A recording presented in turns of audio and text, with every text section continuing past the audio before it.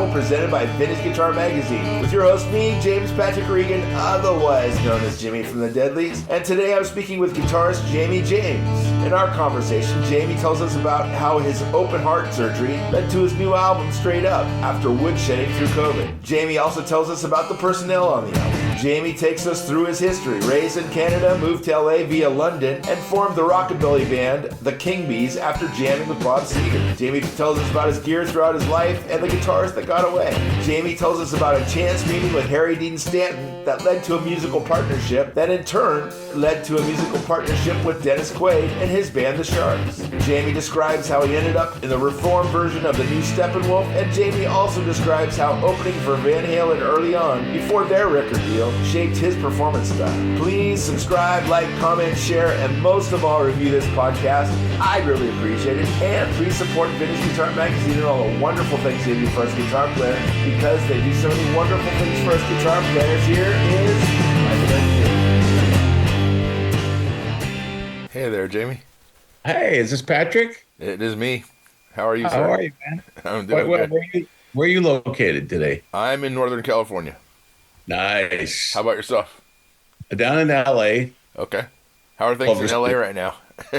It's a perfect day today. Sunny and it's beautiful down here today. How about up there? It's right now it rained overnight, and right now it looks like it's gonna be clear eventually. What part of LA are you in? Culver City. Okay. Wow. Yeah. Okay. Oh. Why a new album? It's not something that one decides I'm going to do a new album. It's kind of the path unfolded. I just, honestly, what was a big turning point for me is in 2020, I had like an emergency. I didn't feel sick or anything, but I was like, losing my breath a lot. Uh-huh. Anyway, it turned out that I had needed a quadruple bypass. Oh my God. Surgery. Yeah. My heart was 90% blocked. And, oh my God. And as I was, honestly, Patrick, when I was being wheeled into the surgery, I said, God, you get me through this.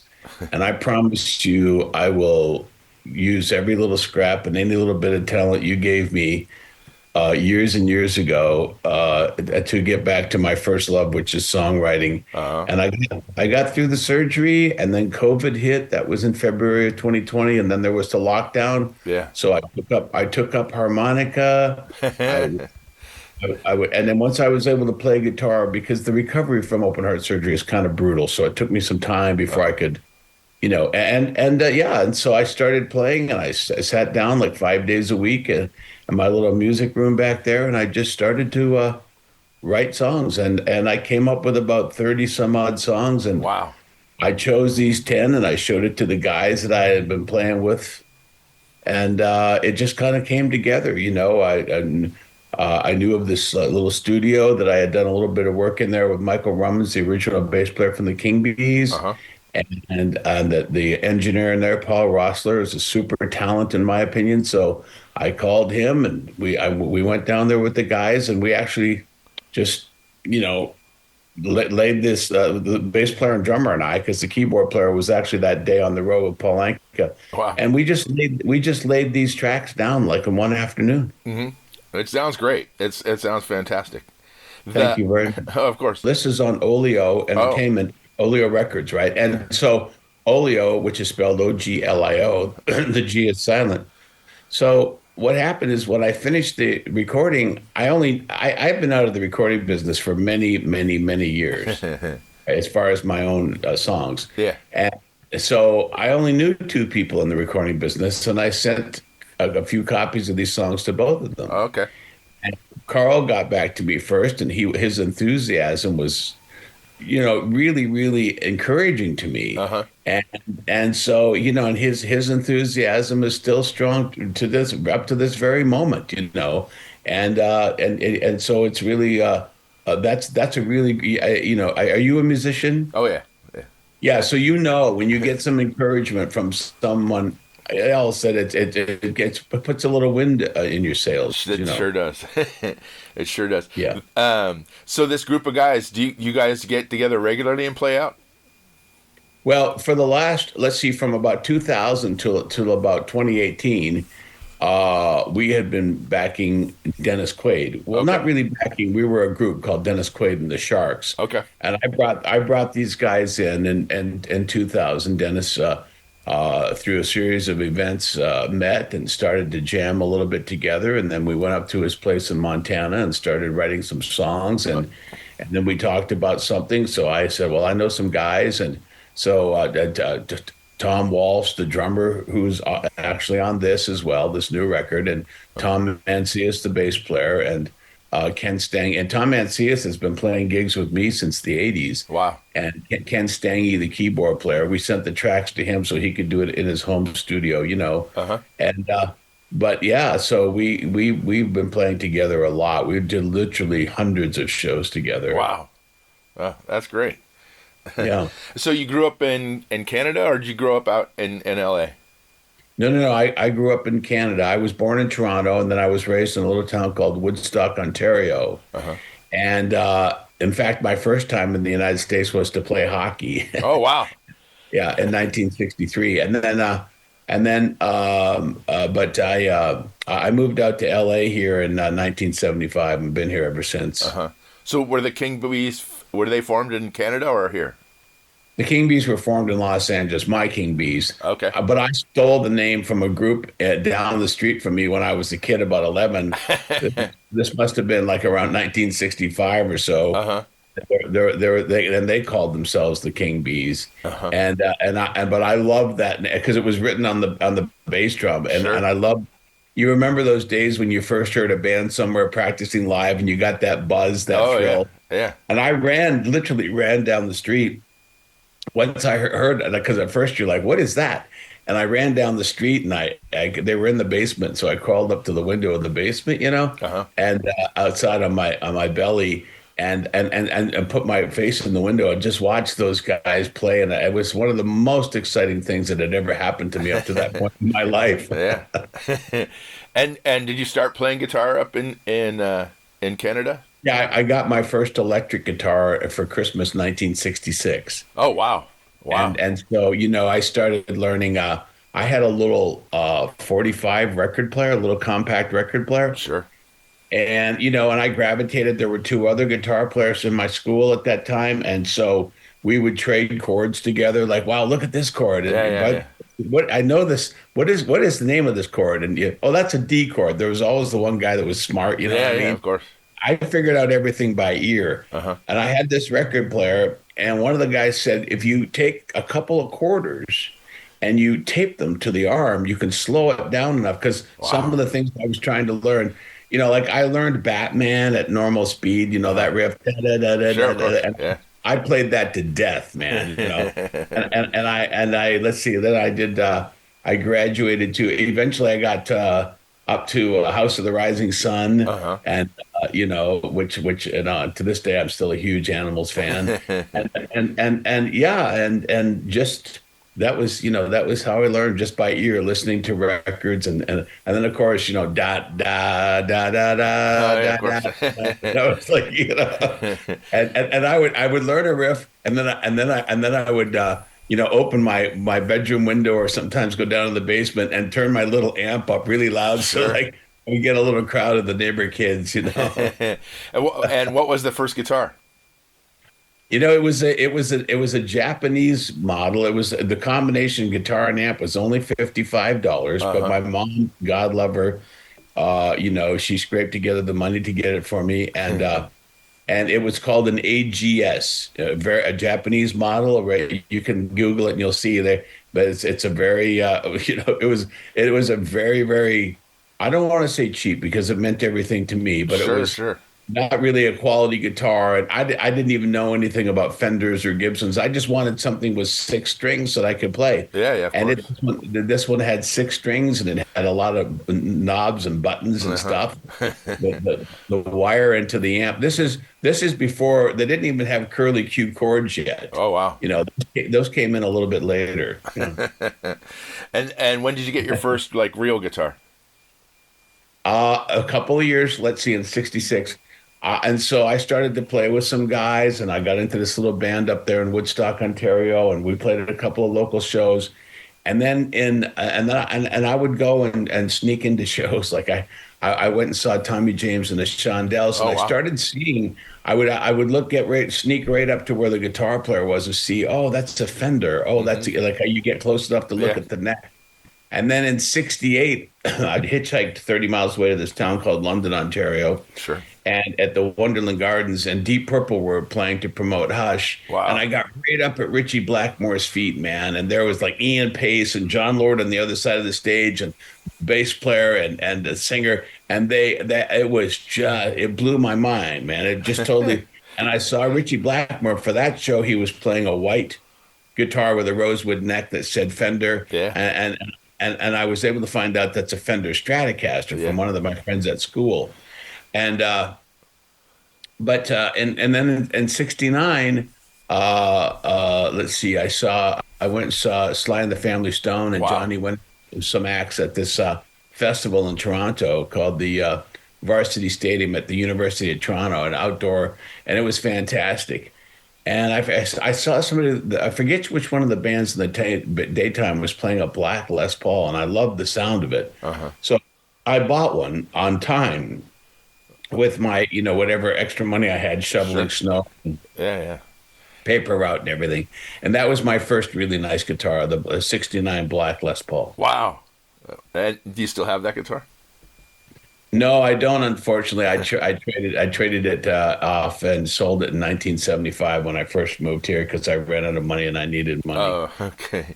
I've got. I don't even want. Don't get me started about guitars I don't have anymore because. I don't want to make you cry. I've got some very very nice guitars now though that I just absolutely love. So. Yeah. And Do you play guitar? I do. I do. Oh, okay. Yeah. What are you playing? I play a little bit of everything, but what I play when I have a surf band, and I Okay. play thin line tellies. Oh yeah, I like those. Yeah, Do you have any vintage ones from the late '60s? I do. No, no. Oh man, I had a chance to buy one at a pawn shop many years ago here in LA, and the guy wanted 500, and I thought it was too much. I was willing to give him 350, and I kicked myself almost every day thinking about that. Oh yeah. It was a '68 or '67 thin line. I love Wow, those. that's great. What made you move to LA? Well, let's see. I moved over to London, England in 1971. Okay. But for two reasons, really. Number one, I was 18 years old. My girlfriend had moved back to Canada, Okay. and my first girlfriend, and I missed her. I moved back to England, and I missed her terribly. And plus, my mother had cut an article out in a newspaper that the Beatles had started a new record company called Apple. Sure. And they were seeking songwriters and singers and stuff. And well, I had been writing a lot of songs since I started playing the guitar. And so I thought, okay, I'll kill two birds with one stone. I'll go over and visit my girlfriend, and I'll go and see if I can find, get my songs discovered by Apple Music. Yeah. And of course, when I got there, it was a Saturday, and first thing I did is I marched right down to Savile Row to the Apple offices. I had written the little address down and everything, and asked people because of course there was no GPS in those No, days. no, Right? no, no. That was 1971, and and I knocked on the door, and this security guy, he was very polite and kind, and he said, "Well, how can I help you?" And I said, "Yes, I have my little black Les Paul with me and a little suitcase." Wow. And I said, "Sir, I've come with all of my songs I've written, and I'd like to play and sing them for somebody, please." And he's like, "Well, you don't.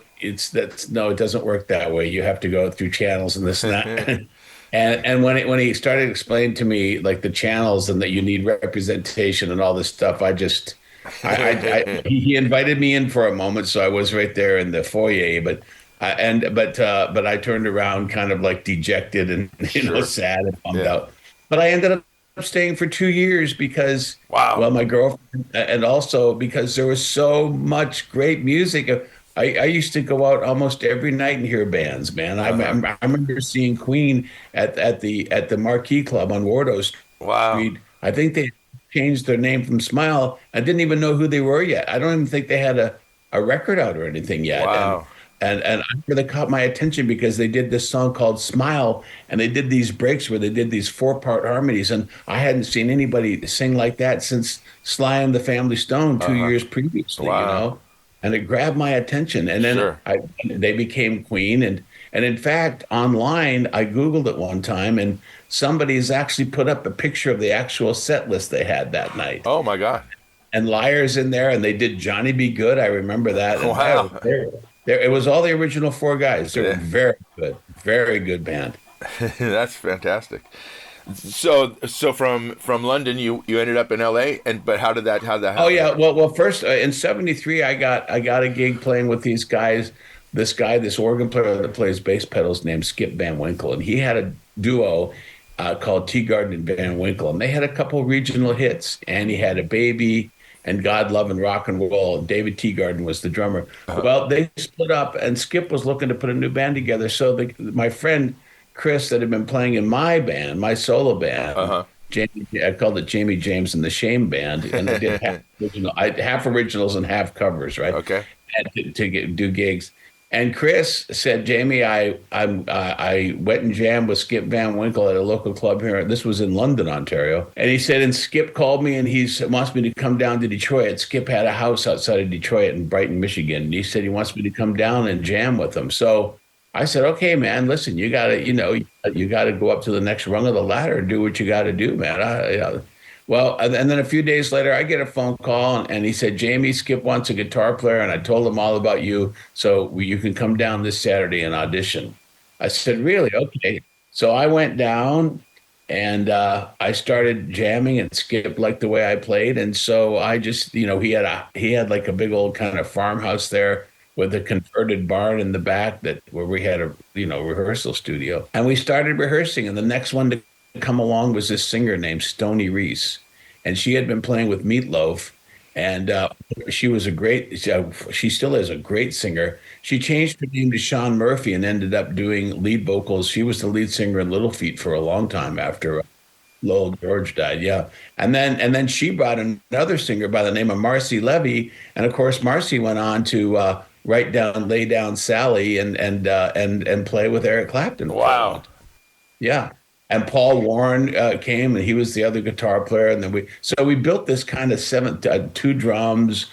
Skip played bass with his feet, so we had two drums, two guitars, two female singers, and the band just would kick some serious ass. Yeah. I mean, it really and I love that band. And in fact, one day these two guys show up at Skip's to just stop by and visit. And the one guy grabs a microphone. We were just in the middle of jamming, and the one guy grabs a microphone and starts to sing, and I recognized his voice right away, and it was Bob Seger. Oh my And goodness. because one of the first two singles I ever owned was "Ramblin' Gamblin' Man" Sure. by Bob Seger, because I love the drums on that track and I love the way Bob sings. Yeah. So he grabs this microphone and he just starts singing, man, and it's like it took us to a whole other level, Yeah. But that was as far as that got. And I jammed with Bob a couple of other times after that, but nothing ever really gelled for me at that time. And then Skip fired me because it was a big band and there wasn't enough money to go around. So I was the least talented, and I was probably the first one to go. So I went back and to Canada, and I played with put my band together again, and we opened for bands like April Wine, and I saved up some money and some gear. I had some nice stuff, and then in '75, my friend Chris, that was playing drums with Skip, he came down here to LA to visit a friend of ours, the guitar player from that band I told you, Paul Warren. Uh-huh. And Paul was down here, and I don't know if you know, but Paul was a great guitar. He still is a great guitar player, but he played the guitar when he was like 15 or 16 years old. He played the lead guitar in the opening of Papa Was a Rolling Stone. Oh, wow. And the Temptations. Yeah, Yeah. he's a wonderful musician, and he was living down here because Motown had moved out down here, and he used to do a lot of Motown session work. Uh-huh. And then Chris called and said, "Come on down, man. Paul would love to see you." So I came down for a visit and ended up staying here because I remember Chris and we went down to SAR rehearsal studios with Paul, and I just there was like 4 or 5 different rehearsal rooms with all these great bands, and I said, "Oh my God, this is a guitar player's paradise. I'm staying here." And so that's how I ended up staying here in LA. Right on. How did the Kingbees come about? Oh yeah, the Kingbees. Yeah.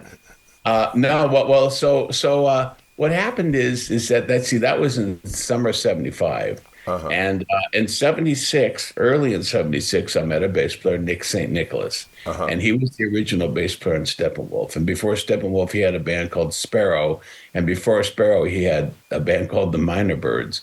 And which incidentally, Rick James was also in because really? he was in Canada, yeah, at that time. So anyway, Nick, I saw an ad. They were looking for a guitar player, and I called, and his girlfriend at the time, his partner, Leslie, answered the phone, and we started talking, and she set up a time for me to come out and meet Nick, and then he and I jammed, and and we hit it off, and then we started hanging out, and we put together a group called Pacific Coast Highway, PCH. Sure. And we played around LA, and I remember we actually did one show with Van Halen. So this was This was in '76, maybe late '76 or early '77 by this time.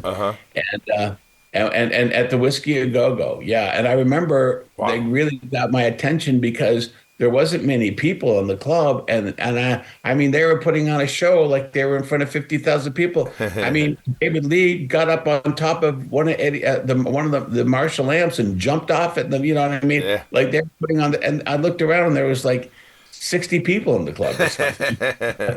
And I remember it got my attention. I thought, man, that's the thing. You got to play.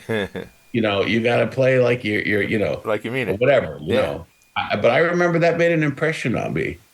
Just like one time when I had that little job in London, England, I was in a little shop called The Westerner with me and this guy, Phil from Philadelphia. And we sold like Wrangler denim shirts and fringed jackets from Spain and Spanish. And so rock and roll guys would come in because they liked those denim Wrangler shirts. And one time I was in the shop alone because Phil was off that day. And just a tiny little shop in Soho on Old Compton Road, I believe, or Old Compton Street or whatever. And in comes Keith Moon. Wow. And first thing he says, if you lock the door behind me, I'll make sure you make more money today than you will all month. And then, of course, he had pulled up with a driver, this guy named Dougal, in a white Rolls Royce. And so he sent Dougal off to get a 6-pack of beer. And then Dougal came back with the beer, and then Dougal had to go do a couple things. So it was just Keith Moon and I in my shop with the door locked, selling beers because he wanted to buy some, Wrangler shirts and a fringe jacket and stuff. And he had been wearing kind of a fancy tuxedo and everything, and he took it all off right there, and he wanted to leave in more casual clothes. And man, it was one of the thrills of my life. And I'm like, man, I wish my friends could see me now. Exactly. But I remember one thing Keith Moon said, and he said, I said, so Keith, tell me, how did you what was it like first, joining the Who? And he told me the story that he went to one of their shows and he literally fought the drummer and had a fight with the drummer and knocked the guy off of the drum kit or whatever. Something I don't remember exactly. I remember him telling me this story sitting in my shop. And then he talked about the first time the Who came to America and the show in Chicago. And then he said he realized something. He said, I realized that I need to get up there as a drummer. And if the people are paying $5 for a ticket, I need to give them a $15 show. Yeah. and I'll always keep working that way. Yeah. And I've adopted that. That was a stroke of, that was like getting a PhD for me from a master, like in rock and roll. Like, and that's the way I still approach playing and singing, Sure. like, yeah. Yeah. But I'm sorry, I forgot your question. What were you saying? We were talking about the Kingbees, how that Oh all came together. yeah, and so Pacific Coast Highway then that went into then Nick called me. We were doing quite well in that band, and then Nick called me, because Dr. John and Van Dyke Parks wanted to take us in the studio and produce some stuff, and then right at that time Nick called me and said, "Listen, Goldie and I worked out a deal, and we've got the right to use the name, the new Steppenwolf, for like I guess a year," he said, or whatever. And you want to be a part of it? And I said, okay, yeah. And he said, but you got to audition because Goldie has a guitar player he wants to use. And so, and I didn't. That was no problem to me because growing up in Canada, I mean, I knew all of their songs. Sure. They were mostly a Canadian band. Yeah. Yep. And so when I got there, we did song. I knew "Don't Step on the Grass, Sam," and I knew "Push Your Man," and I knew "Rock Me Baby," and I knew "Sookie Sookie," and then Goldie called out "Monster." I think he was trying to throw a curve at me, Yeah.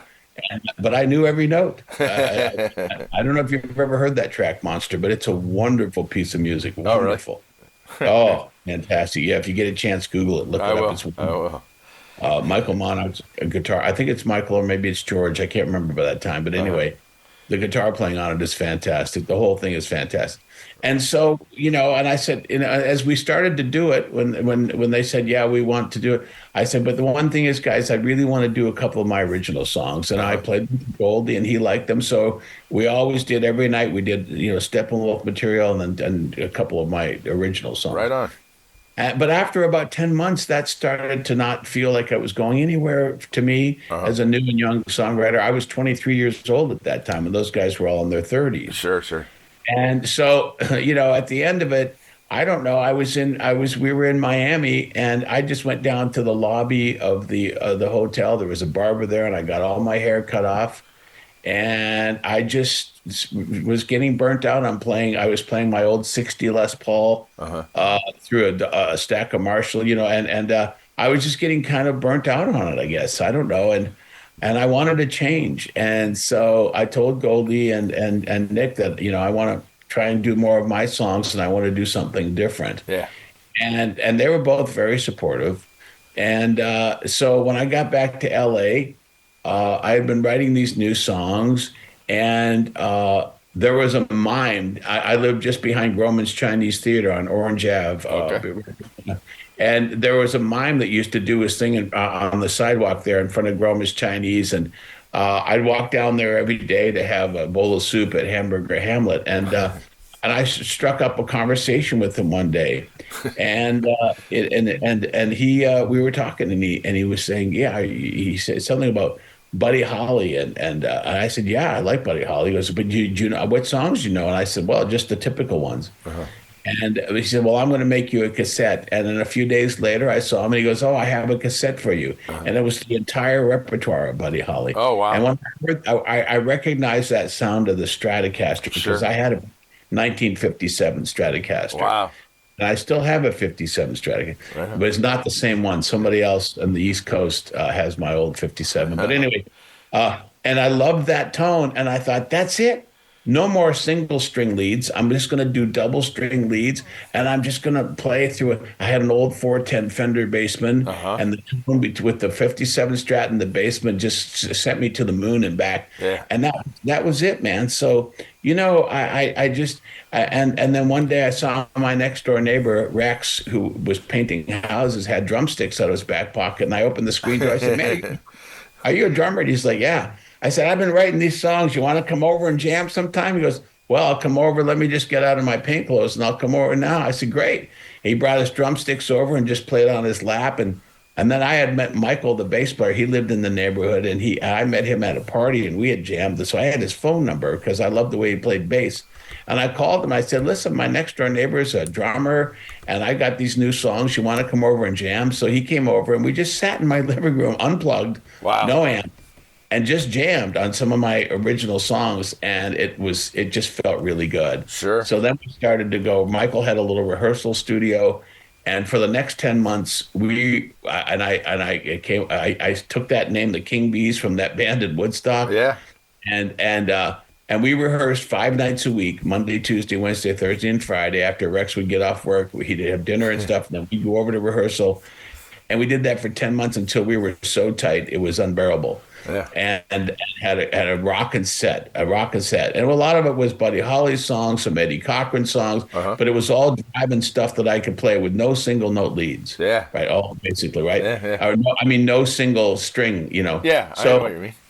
you know what I mean? So, and then it was time to do a gig, and so I called up Doug Weston. We had played at the Troubadour with Nick as Pacific Coast Highway. I had, and I remember meeting Doug and talking to him, and he had said, "If you ever get anything else you do, just call me." And I called him, and I said, Doug, I'm looking for something to do. I've got this little 3-piece band, and we play kind of like roots rock and roll." And he said, "Well, wait a minute, roots? I've got a rockabilly show this Sunday night." No, he didn't call it rockabilly. He said, I've got a show this Sunday night with a band called the Rockabilly Rebels. Wow. And we need one more act. And we got Jerry Sorkinski and the Rockabilly Rebels. And I said, we'll do it, just like that. You know what I mean? Yeah. And so we went and we played at the place was packed. And I had no idea. I wasn't aware that there was a new music scene burgeoning in LA. Because I was so busy doing my thing with the Kingbees, writing material and rehearsing 5 nights a week, that I didn't really get out. I had no social life. I didn't listen to the radio. I didn't watch television. I just ate, drank, and breathed the music. Sure. And so we did that show, and then there was a new magazine called the LA Weekly. And they had a photographer and a journalist there, and they really liked this, and the audience really liked this. And I remember going to that show, and I was so nervous because I'd never sang in front of a public audience before. And I said, guys, we got to stop. I gotta just take a moment to get my head together, wrap my head around this. And we were all in Michael's old '64 Ford Econoline van with the gear in the back, but we went and showed up, and it I'm telling you, it was magical. Yeah. And the response, and I remember that night because Billy Zoom, and I didn't know who he was, Rex the drummer, he was clued in about all the new music scene. Yeah. But I remember this guy was standing in front of me all night with his arms folded, standing staring at me all night for our set. And Rex goes, and I said, who was that guy? Did you guys see that guy standing in front of me? And Rex goes, yeah, that was Billy Zoom from X. I said, X? What? I had no idea. But anyway, so I was really out of touch with a lot of stuff. But the LA Weekly published a picture and an article on us. And then, for the next 10 months until we had a record contract, our shows were packed, lineups down the street, and people just loved our new sound. Yeah. It was before MTV. Yeah. And that great band, the Stray Cats, hadn't been on the scene yet. Things might have been a lot easier for us had there been a band that busted it wide open. Yeah. The one thing that did make things really legitimate was the Knack busted open with My Sharona. Sure. And so record companies started seeing the possibility of income from some of this new sounding music, you know. Yeah. And how did that turn into you working with Harry Dean Stanton? Well, the Kingbees, RSO, we signed with RSO Records and Robert Stigwood organization, because Robert had a lot of success, as you know, with the Bee Gees and with Cream, with Eric Clapton, and then Eric Clapton's solo thing, and also with Freddie King, and then with the movies, Grease and Saturday Night Fever and Grease, and I knew 2 people that worked there. In fact, I told you about in '73 playing in Detroit with Skip Van Winkle.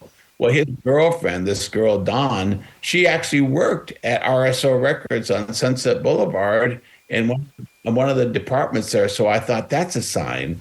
And because we had a lot of record companies that wanted to sign us. And it was all of a sudden became a hotbed, But anyway, so things By about 1981 or two, I was just getting a little bit kind of like burnt out.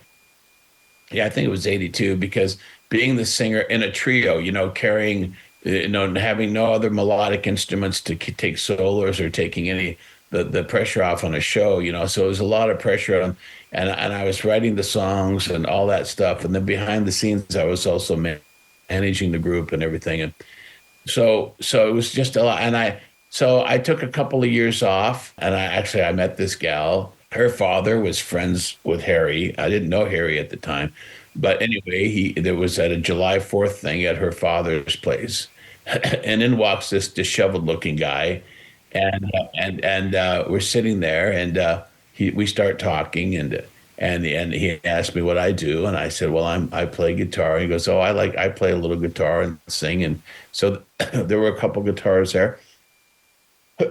So yeah, we grabbed a couple guitars and started jamming, and there was a chemistry right away. Even though he was 27 years older than me, there was a chemistry right away. And I think what clinched it, as far as his, because he's not really the most approachable guy. I found out later. I didn't know who he was at all, except I thought Kelly's father, his name is Dabney Coleman, the great actor Dabney Coleman. And I thought Dabney was having a little bit of, taking this guy in for July 4th meal to make sure he gets a solid meal and stuff. And I was looking at him while we were playing guitar, sitting on this little sofa, and I looked at him and I said, by the way, I didn't know that the buses ran in LA on July 4th. Did they? So they do run on July, because I figured he must have taken a bus. Yeah. And he started laughing. He thought that was the most hilarious thing that he'd ever heard. And I wasn't joking. I was serious. But so he and I bonded like that. And we ended up doing music together for like 10 years. Wow. Yeah. That's great. So, I learned so much from Harry, and I miss him. I love him. I miss him. I miss him every day. Sure. I can understand that. Did you guys play out and play gigs and stuff? Every week. Oh, wow. We started off doing a stint Monday nights at this little club in Beverly Hills called Bo Chaos. Uh-huh. And there was a lot of people that used to come in there to see Harry. I mean, musicians like Steve Cropper came in. I met Steve Cropper there, and Bono from U2. Wow. And Joe Mitchell sat in with us a couple of times. And wow. It was a hotbed for stars. And that's when I started to realize that Harry was a star, but he was a star without being a star, if you know what I mean. Sure. He the celebrities that used to come in, Jack Nicholson, I can't even remember half of them, like just tons and tons. And then we started doing this place called the Mint on Pico every Saturday night at midnight. And Chaka Khan came in there, and believe it or not, she wanted to play drums. So she's a great drummer, man. Uh-huh. Yeah. And she sat in and played drums with us twice. And John Densmore from the Doors came in and played drums with us. And I can't even tell you, man. It's just like, the people loved Harry, and I was like, wow. And how did that turn into working with Dennis Quaid? Well, after about 10 years, Harry was starting to slow down a little bit. Uh-huh. And Harry had invited Dennis in around 1999 or so, or maybe 2000, to the Mint. And Dennis showed up one Saturday night, and I had recognized him because Harry, just a little bit previous to that, Harry said, you want to go to a premiere for a movie of a friend of mine. Uh-huh. And so we went, and then we were sitting in the very back row so Harry could go out and smoke in the lobby. And Dennis came and sat with us, and I recognized him. I didn't really even know who he was, uh-huh. and because, like I said, my life was all about music. Sure. All touring and writing and stuff, all through the 70s and a lot of the 80s. Uh-huh. I didn't go to movies. I didn't go out for dinners. I didn't care about any of that, man. I just wanted to create and do shows and stuff. Yep. And so anyway, so Harry invited Dennis, and so Harry and I had a ritual that before shows I'd go over to his house, and we'd play a little bit together to warm up, and then I'd grab his guitar, I'd drive down to the club. He'd either come with me or he'd follow me, in his own car. Uh-huh. And I got there a little before Harry, and there was Dennis in the parking lot, and we started talking. I said, "Oh, hey, you're that guy, friend of Harry's, Dennis. I'm Jamie. I play guitar. Oh, yeah, I remember you from the other night." And so we start playing our show, and it's always a lot of fun with Harry, and it was always just a great time. Uh-huh. And because I had asked Dennis earlier, well, if you want to get up and do a song with us, man, I'm sure that Harry would love that. And he goes, no, no, no, I don't want to. And then, of course, halfway through, I think Dennis saw how much fun we were having, and I feel somebody tapping my leg, and I look down off the stage, and there's Dennis, with that eager look of like, dude, and I'm like, yeah, come on. Well, first I went over and asked Harry in the middle of the song. I said, Harry, is it okay if Dennis gets up and does a song? I've got an extra guitar, and you can plug into my amp. And Harry said, sure. So Dennis came up, and he and I, we clicked. We were about the same age. We got guitars around the same time in the 60s. There was a lot in common there because remember, both Harry and Dennis were musicians before they were actors. Sure, yeah. Very, very serious musicians.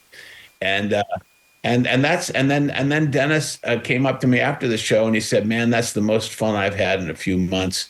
And when are you doing your next show?" And I said, "Well, we're here next Saturday." He goes, "No, but what about you?" I said, "Well, I'm doing a thing just a Monday night, in Hollywood Boulevard, this little blues thing I like to do, or a little, a roots thing with these other guys, and yeah, that's actually with the guys that are playing on this record now. Tom, well, no, not that night. No, that night I think my friend Slim Jim was playing the drums, and but anyway, this little club down at Hollywood Boulevard, and I can't remember if that night was Tom or Slim Jim. I don't remember now, but anyway. And I got there to set up my stuff early before 9:00, and Dennis was already there, and he ended up playing the whole night with me. Wow. And there was no one there. There was maybe 22 people there or something, but we really bonded musically. And then Dennis invited me over to his house, and then we did that a couple of times. And they said, "Listen, I'm going with my son Jack up to Montana. Do you want to come? And wow, maybe we could write some songs and stuff." And I said, "Sure."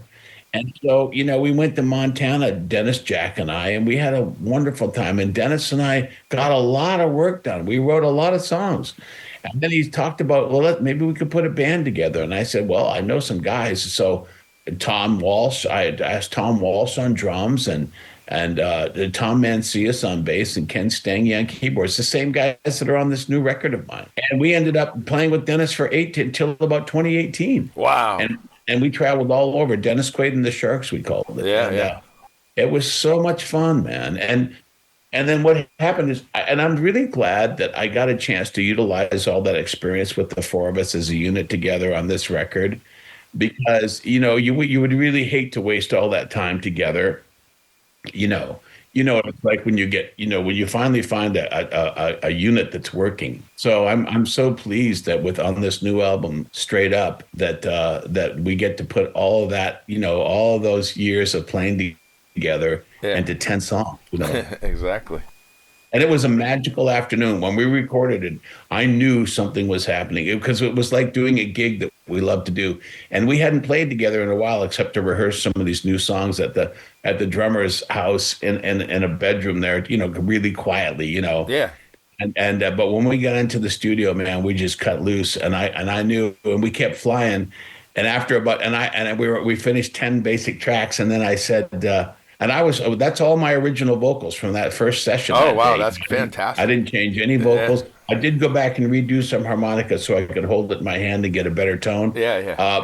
But other than that, and I did add a couple little vocal harmonies, and then a couple places I added, some acoustic guitar. Yeah. I mean, some electric guitar. So that was all raw, and it was very exciting. And I think we all knew that we were on fire that day. So thank God for that. Yeah. Well, that album sounds great, and it's been wonderful talking to you. I really appreciate your time. Oh, wow, man. I hope you don't mind I took up all the time talking. I was hoping. No, that's what it's all about. This is your story. Okay, great. Well, I really appreciate that, man. Yeah. Thank you very much. It's an honor to talk to you. Yeah, I hope I get the opportunity to meet you in person here. Me too. Where are you located up there? I'm in Napa. Napa. Oh, okay. There's a little club Dennis and I used to go up there and do a duet together. Maybe the Blue Note? That's it. Yeah. That's it. Yeah. The Blue Note. Maybe you will see us up there. Yes. Right on. Yeah, appreciate it. You made my day. Thank you very much. Oh, thank you. Okay. All right. Bye-bye. Bye. Thanks for listening to Have Guitar Will Travel. You can catch up on all the things I'm doing at thedeadlies.com. And I'm on all the social media platforms as well. And please support Vintage Guitar and all the wonderful things they do, because they do many, many wonderful things for us guitar players. Thanks. Please subscribe. Please tell a friend. And I'll see you guys next week. Bye, guys.